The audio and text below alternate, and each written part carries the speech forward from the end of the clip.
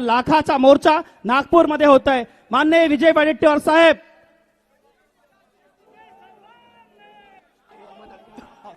तेच मदत घ्यायला सांगतात, तेच मदत घ्यायचं। हे जाईल का? जाईल? सगळं कव्हर होतो।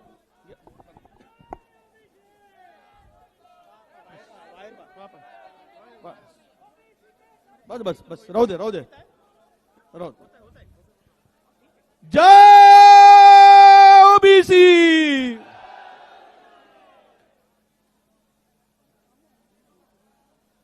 रयतेचे राजे, बहुजनांचे राजे छत्रपती शिवाजी महाराज, विश्वरत्न संविधान निर्माते परमपूज्य डॉक्टर बाबासाहेब आंबेडकर, क्रांती सूर्य महात्मा ज्योतिबा फुले, क्रांती ज्योती सावित्रीबाई फुले,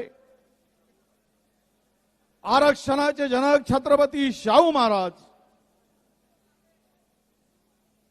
या सर्व महापुरुषांना, महामानवांना सर्वप्रथम विनम्र अभिवादन।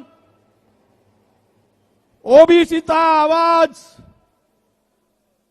बुलंद करण्याबरोबर ओबीसीच्या हक्कावर गदा आणणाऱ्यांना धडा शिकवण्यासाठी आलेले सर्व माझे ओबीसी बांधव भगिनी आणि माझ्या तरुण मित्रांनो, आज या ठिकाणी हा जो ऐतिहासिक मोर्चा 374 मूळ जाती, उपजाती धरून 871 जाती, या ओबीसी हा एक जात नाही तर हा एक प्रवर्ग आहे आणि मराठा ही एक जात आहे। 374 जाती आणि एवढ्या मोठ्या समूहाला जे 56% आहेत त्यांना आरक्षण मिळतो 27%। 27%च्या आरक्षणामध्ये 56% समाज एससी एसटी धरला, यामध्ये जर मिसळवला तर आपला समाज हा जवळपास 85% जातो। 85% लोकांना 52% आरक्षण आणि 15% लोकांना 48% आरक्षण ही शुद्ध चाणक्य नीती आहे, हे आपण लक्षात घेतलं पाहिजे। अरे इथंच तर गळा कापला जातोय।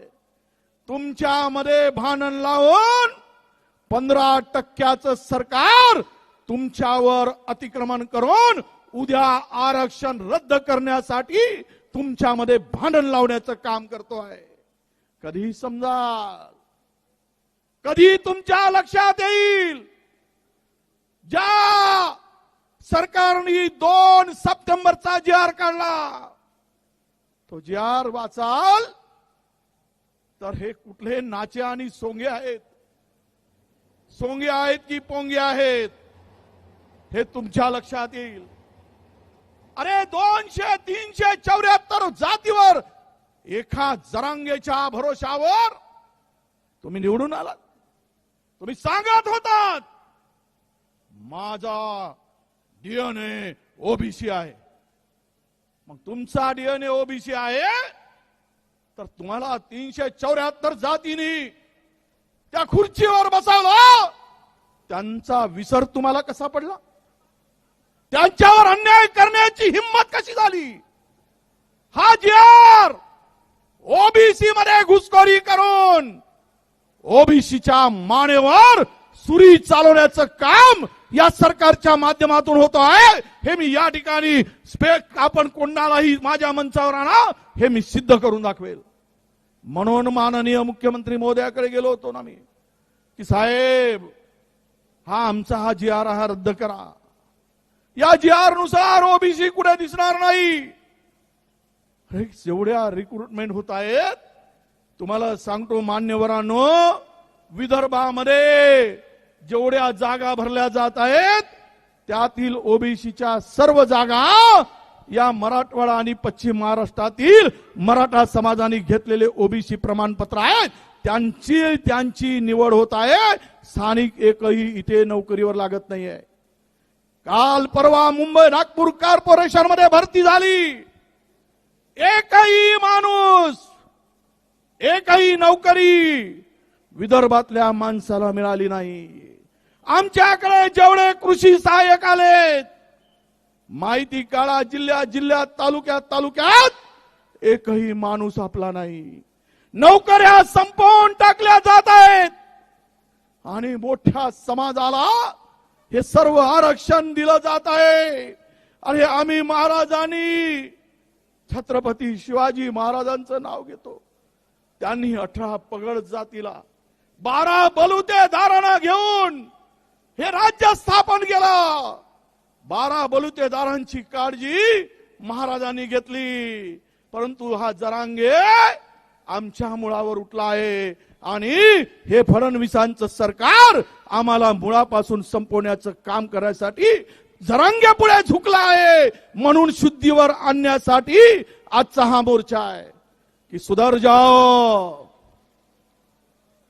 होश में आओ, नाहीतर तुम्हाला तुमची जागा दाखवल्याशिवाय राहणार नाही। हे या ठिकाणी आहे। काय म्हणतात जरांगे? म्हणजे राजकारण करायला निघाले म्हणतात। आम्ही राजकारण करायला निघालो असतो। गेली 15-20 दिवस सातत्यानं ओबीसीच्या लोकांना हे समजावून देण्याचं काम आम्ही करतो। अरे इथे कोणाचा तरी फोटो आहे का हो? कोणत्या नेत्याचा फोटो लावलाय? वडेट्टीवारांचा फोटो कुठे दिसला? अरे आमदारकी गेली खड्ड्यात। माझ्या 372 जातीवर अन्याय होत असेल तर वडेट्टीवार उतरणार मैदानात, कशाचीही पर्वा करणार नाही, कशाची चिंता करणार नाही। सत्ता पद हे आज आहे उद्या नाही आहे, पण ओबीसी बांधवाचं संरक्षण करणं, त्यांच्या हक्काचं संरक्षण करणं हे आमचं पहिलं काम आहे। म्हणून मी मैदानात उतरलो आहे। माझे सर्व सहकारी मैदानात उतरले आहेत, त्याची पर्वा आम्ही केली नाही। आणि कोण मूर्ख आहे? ह्या मराठ्यांना समजत नाही। अरे बाबा, माझी लेकरं तो जरांग्या म्हणते, तुझी लेकरं आमची काय बकरे? तुझी लेकरं आमचे बकरं? ईडब्ल्यूएस मध्ये त्यांना 10% आरक्षण मधून 8.5% आरक्षणाचा फायदा मराठा समाजाला मिळतोय। 8.5%। आता नोकरी मिळत आहे ना बाबा। काल आम्ही एमपीएससीचा निकाल पाहिला। एमपीएससीच्या निकालामध्ये जो कटाप आहे, तो कटाप जर तुम्ही लक्षात घेतला तर यातून या कटाप मध्ये एमपीएससीचा ओबीसीचा कटाप 485 ओबीसीचा आणि ईडब्ल्यूएसचा कटाप 450 आहे। आता तुम्ही सांगा, ओबीसी मध्ये स्पर्धा आहे का ईडब्ल्यूएस मध्ये आहे? या बैताड जरांगेला हे समजतच नाही।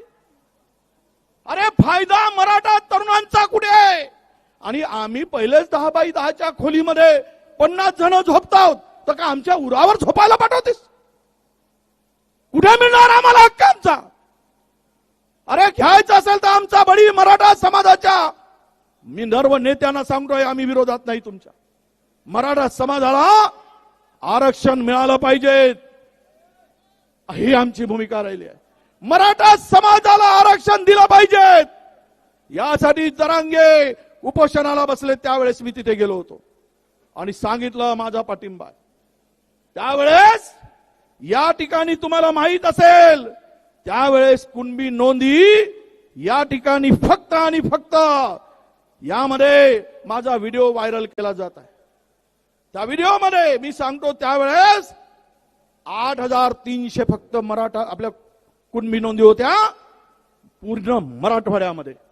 म्हणून मी भूमिका घेतली की 8,300 नोंदी आहेत, त्या सर्व लोकांना कुणबी प्रमाणपत्र देण्यास आमचा विरोध नाही, आम्ही कोणी विरोध करणार नाही, ही भूमिका त्यावेळेस घेतली। परंतु ज्यावेळेस शिंदे समिती आली, त्या शिफारशीनंतर मराठवाड्यामध्ये 2 वर्षामध्ये मागच्या 2,41,40,000 प्रमाणपत्र वाटले गेली। 2,41,000 आणि आज रोज 1000 प्रमाणपत्र वाटली जात आहे. म्हणजेच पूर्ण मराठा समाज ओबीसी मध्ये आला. MBBS मध्ये तुमचा नंबर लागणार नाही, मेडिकल मध्ये लागणार नाही, इंजिनियर मध्ये लागणार नाही, नोकरी मिळणार नाही. कारण पहिलवान ते आहेत, हिंद केसरी ते आहेत, तुम्ही पहिलवान ते आहेत आणि आम्ही काय आहोत, कुपोषित आहोत. कुपोषित माणसाला घराबाहेर काढण्याचं काम होईल आणि यामधून सर्वात नुकसान कोणाचं होणार आहे. मी ते जबाबदारीनं सांगतो आहे. मराठा समाज जर आला तर आता उपवर्गीकरणाचं काम सरकार करत आहे आणि त्यामध्ये जर कुणबी समाजाला त्यामध्ये टाकलं मराठ्याबरोबर सर्वे करून, तर माझ्या विदर्भातला ओरिजिनल हा ओबीसी कुणबी उद्ध्वस्त झाल्याशिवाय राहणार नाही. हे आपण लक्षात घेतलं पाहिजे. ही लढाई काही आम्ही आमच्यासाठी लढत नाही आहोत. ही लढाईमध्ये उतरलो, परवा केली नाही, मुख्यमंत्र्यांनी विनंती केली तरी मानलो नाही. कारण ओबीसीचं रक्त आहे. अरे मायक्रो ओबीसी असेल तरी वडेट्टीवार कुठल्या भीतीला, कुठल्या धमकीला भीक घालत नाही. कारण सच्चाई के लिए हम लढने वाले हैं, झूठों से डरने वाले हम नहीं है, हे आम्ही दाखवून दिलं आहे. आणि यासाठी आपल्याला बांधवानो हा JR रद्द केल्याशिवाय आता आपल्याला थांबायचं नाही. काय तकलादू काम आहे हो. या संदर्भात आमच्या मनोहर पाटील, मनोहर भाऊ JR काढला. यामध्ये स्थानिक चौकशी अहवाल यांना अर्जदार यांची पार्श्वभूमी सामाजिक कशी निवडायची यासाठी हा फॉर्म आहे. या फॉर्म मध्ये काय आहे माहिती आहे काय? गावातील, कुडातील इतर व्यक्तींना कुणबी जात प्रमाणपत्र मिळाले असल्यास त्या व्यक्तीचे नावे त्यांच्या अर्जदाराशी जोडा आणि प्रमाणपत्र देऊन द्या. शहाण्या हो, तुम्हाला अक्कल आहे आणि आम्हाला अक्कल नाही. त्याच्या पलीकडे नातेवाईकांनी प्रमाणपत्र दिलं तरी तो पात्र होईल. त्याच्या पलीकडे जाऊन जातीबद्दल कोणताही पुरावा नसल्यास, त्याबाबत प्रमाणपत्र दिले असल्यास त्यालाही ओबीसी देऊन टाका. आणि मग त्यामध्ये सामाजिक पार्श्वभूमी कशी, तर कुणबींशी संबंधित सण उत्सव, उदाहरणार्थ बैलपोळा साजरे होतात का? आता ज्याच्या घरी बैल तो जोडीने ते पोळ्यात साजरा करतो. परंतु बैलजोडी साजरी केली, बैलजोडी म्हणजे पोळा साजरा केला की तो ओबीसी झाला, हे न्यायामध्ये दाखवलाय. आणि त्याही पुढे जाऊन पुन्हा काय म्हटलं आहे, कुणबी आपले पूर्वजांचा पेहराव हा धोतर, पूर्वजांचा पेहराव धोतर, फटका, लुगडा, सोडी होती काय? तुझ्या आजोबानं पाहिलं का? आमच्या आजोबानं का हा पॅन्ट घालून फिरत होता? आमचा आजोबा का जीन्सचा पॅन्ट घालत होता? अरे सर्वांचेच पूर्वज हे धोतरच घालत होते. सर्वांचे पूर्वज आजा या लुगडच घालत होत्या. पण हे जर घालत असतील धोतर, फटका, लुगडा, चोडी, तोही का ना ओबीसी, तोही कुणबी, हे असे शहाणपणाचे JR काढले. याच्या पुढे जाऊन सांगतो आपल्याला, मूळ गावात समान आडनावाची कुटुंबे व नातेवाईक कुणबा करून बहुसंख्येनं राहत असतील तरी त्याला ओबीसी देऊन टाका. काय चाललंय, कुठे घेऊन चाललाय महाराष्ट्राला? अरे आमच्यामध्ये भांडण लावायचं काम केलं. हा JR काढला आणि सरकार पुरस्कृत. अरे बसा 2 मिनिट, त्या 2-4 उभे आहेत ते. तुमच्या मुळावर उठला हा JR, तुमचा उद्ध्वस्त करणारा हा JR, तुम्हाला बर्बाद करणारा हा JR आहे. हा JR जर रद्द झाला नाही तो तुमची पिढी तुम्हाला माफ करणार नाही. म्हणून बसा. त्या गोंदियाचे आता येऊन गेलेत ना, आमचे बबलू भाऊ कुठे गेले? जेवढ्या पोलीस भरती झाल्या त्यात गोंदियाचा एकही नाही. एकही नाही. पूर्ण मराठवाड्यातून ओबीसीच्या ठिकाणी तुम्हाला काही नाही. आता महायुतीचं सरकार, मुख्यमंत्री आणि 2 उपमुख्यमंत्री तुमच्या हातात घंटा देणार आहेत आणि ओबीसीनो घंटा हलवत बसा म्हणणार आहे. हलवा घंटा, वाजवा घंटा, खुर्ची आमची आणि तुमच्या हातात घंटा. हे चाललंय ना. सर्व जागा ते बळकावतील. म्हणून तुम्हाला विनंती करायला आलोय या मोर्चाच्या, फाट मोर्चाच्या माध्यमातून. आमची कोणाशी दुश्मनी नाही, मराठ्यांची अजिबात नाही. मराठा समाज बांधवांनो, ह्या आमच्या खूप जाती आहेत. अरे यातील जातीची अवस्था तुम्ही पाहाल, तुमच्या डोळ्यामध्ये अश्रू येतील. अशा प्रकारची आमची अवस्था आहे. म्हणून आम्हाला विनंती आहे आमची की तुम्ही आमच्यात येऊ नका. तुम्हाला स्वतंत्र मिळवा. तुम्ही स्वतंत्र घेत असाल तर आमची काही तुम्हाला विरोध नाही. जे जे तुम्हाला ईडब्ल्यूएस मध्ये आलंय त्यावेळेस आम्हीच पाठिंबा दिला आणि आम्ही सांगितलं की कोणत्याही हालतीत मराठा समाजातील गरीब व्यक्तींना न्याय मिळाला पाहिजे. ही आमची त्यामागची भूमिका होती. हो, ओबीसी मध्ये कुठल्या कुठल्या जाती आहे, काय अवस्था आहे.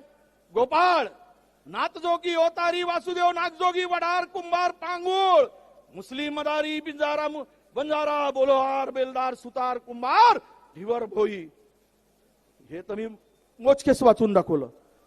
याच्या पलीकडं खूप जाती आहेत. पण या जातीमध्ये जाऊन जरा एकदा पहा, जरा घ्या, तुला कळेल रे माझ्या बाप की हा आमच्या समाजाची काय अवस्था आहे.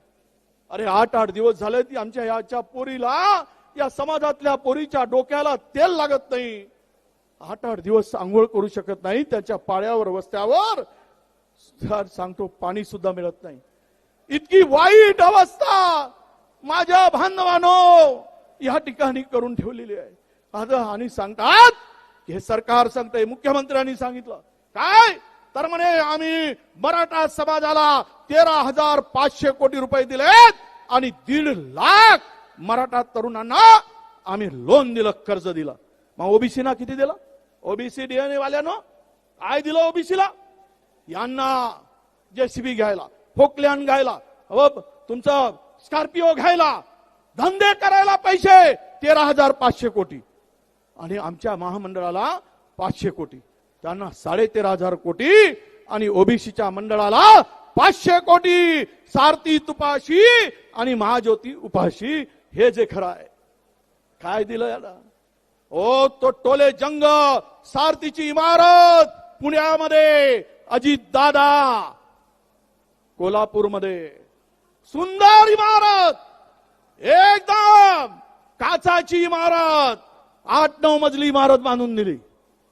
500 कोटी रुपये खर्च केले त्या इमारतीवर. आणि आमची महाज्योतीची इमारत अजूनही भाड्याच्या घरात आहे, किरायाच्या घरात आहे. हे यांची दानत, हे ओबीसी कडे बघण्याचा दृष्टिकोन.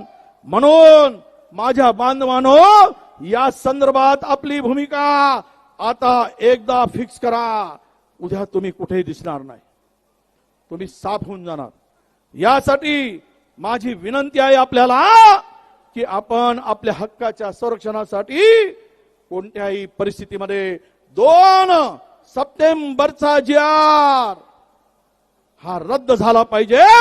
हीच भूमिका ठेवून आपण पुढे यावं अशी माझी मागणी आहे, अशी आमची विनंती आहे. आणि हा मोर्चा, हा आक्रोश मोर्चा येतो अभी झाकी आहे. तुम्ही महाराष्ट्रातील ओबीसी लीडर आले तुम्ही. अरे काही होऊन जाऊ देत, कोणत्याही परिणामाला सामोरं घ्यायची पाळी आली तरी जाओ. पण ओबीसी मध्ये घुसखोरी पासून त्यांना थांबवू. सरकार जर थांबवत नसेल तर आपण सरकारलाही थांबवण्याची ताकद आपल्यामध्ये निर्माण करू. मी तुम्हाला विश्वास देईन. मराठवाड्यामध्ये तुम्हा सर्व नेत्यांना सांगतो, एकमेकाची डोकी फोडली जात आहे. गावाचं गाव पण हरवून गेला आहे. प्रचंड एकमेकाला मारहाण करून दोन जातीमध्ये आपल्याला आमची शक्ती विभागण्याचं काम सुरू आहे. हे म्हणतात जाऊन धनगर समाजाला आरक्षण देऊ आम्ही आदिवासी मधून, आणि आदिवासींच्या विरुद्ध उभे केले. अरे ज्या सरकारला 20 वर्षापासून ड चा र करता येत नाही, धनगराचा ड र आणि धनगराचा ड काढता येत नाही, ते सरकार म्हणताय आदिवासी मधून आम्ही आरक्षण देऊ आणि धनगरामध्ये फूट पाडली, बंजारा समाजामध्ये फूट पाडली, ओबीसी मध्ये फूट पाडली आणि ओबीसी मध्ये फूट पाडून हे सरकार मजा मारत आहे. अरे दोन भाऊ जर भांडलेत तर आई म्हणते यालाही नको त्यालाही नको, घाल कुत्र्याला. आणि ही पाडी आज आपल्यावर आणली. या सरकारचा एकूणच अजेंडा आहे बांधवांनो, कोणत्याही परिस्थितीमध्ये हे आरक्षण रद्द झालं पाहिजे. आरक्षण नको आहे हीच विचारधारा यामध्ये आहे. अरे दम असेल फडणवीसजी, देवेंद्रजी, दम असेल आमच्या अजितजी, दम असेल शिंदेजी, तर तेलंगणा सरकारनं ओबीसीला 42% आरक्षण दिलंय. उद्या 42% आरक्षण देण्याची धमक दाखवा, पुरा ओबीसी समाज तुमच्या पाठीमागे उभं होईल. पण तुम्ही जर आम्हाला फसवत असाल तर मात्र आम्ही शांत बसणार नाही, हे सुद्धा आपण लक्षात ठेवा. याच मध्ये आम्हाला म्हणतायत की आम्ही राजकारण करतो. अरे बांधवांनो, आम्ही राजकारण अजिबात करत नाही. मी तुम्हाला विनंती करतोय, जे लाखोच्या संख्येनं तुम्ही आलात, माझी विनंती असणार आहे, इथे राजकारण करू नका, गाव खेड्यात राजकारण करू नका. तुमची पिढी, उद्या उद्ध्वस्त होणाऱ्या पिढीला वाचवण्यासाठी आम्ही कुणाच्याही विरोधात नाही, आम्ही सरकारच्या विरोधात नाही. पण सरकारने जर जी.आर. काढला असेल तर काय सरकारच्या विरुद्ध बोलू नये. पाप तुम्ही करणार आणि बोट आम्ही दुसऱ्याकडे कसं दाखवायचं, दाम आहे तुम्ही दाखवा. आणि एकदा यासाठी आपल्याला लढावं लागेल, कारण तो जरांगेच्या पाठीमागे, जरांगेच्या दबावात हे सरकार झुकलाय, कमरेपासून वाकलाय आणि त्यामुळं अशा प्रकारचा उद्ध्वस्त करणारा जी.आर. काढला आहे. अरे सब उनके ही मुताबिक सोचे, ये बेअक्लों की ये ख्वाहिश है. सब उनके ही मुताबिक सोचे, ये बेअक्लों की ये ख्वाहिश है. अनपढ़ गवार मिल जाए तो समाज का अपने आप नुकसान हो जाए. या गणपड अनपढ आणि मराठा समाजाचं नुकसान करताय, हा गवार आणि मराठा समाजाचं नुकसान करताय आणि त्याला सगळेजण जाऊन पाया पडत आहेत. आणि त्याबरोबर ओबीसीचं सुद्धा प्रचंड नुकसान हे सरकार करत आहे. म्हणून माझी विनंती आहे की सगळे सोयरे, नाते संबंध, कुळ, हे सगळं स्थानिक चौकशी अहवालात आम्हाला 6 महिने लागतात ओबीसीचं प्रमाणपत्र करायसाठी. याला 1 तासात प्रमाणपत्र मिळतं, 1 तासात. हे आमच्या भटक्यांना 2-2 वर्ष प्रमाणपत्र मिळत नाही, 2-2 वर्ष. मग आमचा समाज कुठे जायलो? आर पारून फिरून तो पागल होऊन जातो तरी त्याला मिळत नाही. म्हणून आमची विनंती आहे, बांधवानो, ओबीसी बांधवानो, जागृत व्हा, लढण्यासाठी सिद्ध व्हा. राजकारणाच्या पलीकडे जाऊन जो आपल्यावर घात करेल त्याचा घात करण्याची तयारी ठेवा, हे या ठिकाणी मी सांगतोय. अरे आग में पानी रखो, ओठों पे चिंगारी रखो. वो आप आग में पानी रखो, ओठों पे चिंगारी रखो. अगर जिंदा ही रहना है तो भाइयों मेरे, लड़ने की तैयारी रखो तो जिंदा रहोगे, तब जिंदा रहोगे, नहीं तो तुमको मारा जाएगा. तुम्हारी हालत बकरे जैसी होगी, बकरे को काटा जाएगा, 100 हिस्से किया जाएंगे, खुरमुंडी तुम्हारी अलग होगी, तुम्हारे खुरमुंडी अलग होगी, तुम्हारा भेजा अलग होगा, तुम्हारा ये 100 हिस्से डाले जाएंगे, 100 घर में पकाए जाएंगे और ओबीसी को खत्म किया जाएगा. यासाठी तुम्हाला माझी सर्व विनंती आहे, सर्व माझ्या ओबीसी बांधवांना, की या ठिकाणी आपण आलात, एकच विचार करा, जोपर्यंत 2 सप्टेंबरचा काळा जी.आर. रद्द होत नाही तोपर्यंत थांबायचं नाही, तरच आपण वाचू. आणि आपण वाचू तर इतरांना वाचवू. आपल्याला कोणी मारेल तर त्याला मात्र मारण्याची तयारी आपण ठेवा, ही विनंती करतो, हात जोडून विनंती करतो. आणि आपण लाखोच्या संख्येने त्या आलात. यामुळं मला वाटतं महायुती सरकारला आता होश येईल. आणि हेही सांगतो, जर हा जी.आर. रद्द झाला नाही तर आम्ही सर्व लोक त्यांनी मुंबई जाम केली. आम्ही मुंबईसह पुरा पुणे, पुरा ठाणे ओबीसी जाम केल्याशिवाय राहणार नाही आणि तोपर्यंत हटणार नाही, हा सुद्धा विश्वास या ठिकाणी देतो आहे. म्हणून आपणाला बांधवानो, आपण यासाठी तयार राहावं अशी नम्रपणे विनंती करतो. आणि मोठ्या संख्येने आपण आलात, आपल्या चरणी नतमस्तक होऊन एवढंच सांगतो, मला राजकारण करायचं नाही. झांडी झांडी या मोर्चामध्ये गेली 20 दिवस प्रचंड मेहनत घेतली.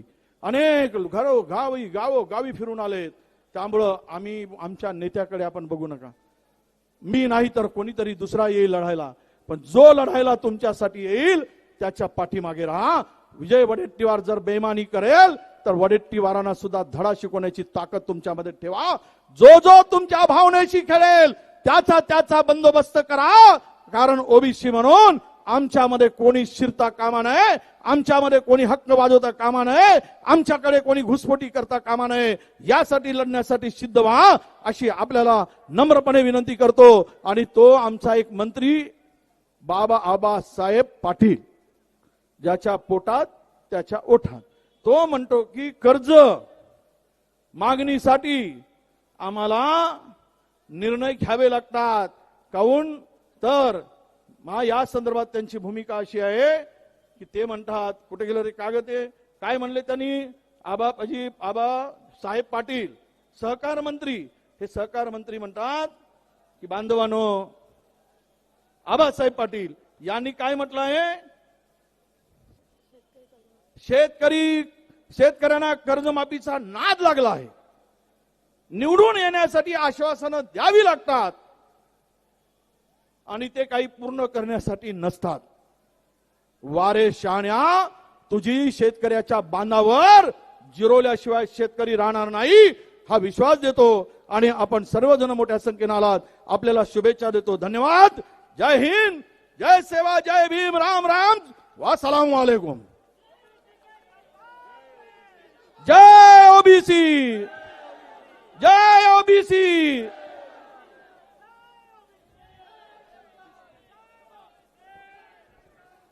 सर्व ओबीसी बांधवांनी एकदा हात वर करा, पुन्हा एकदा दोन्ही हात वर.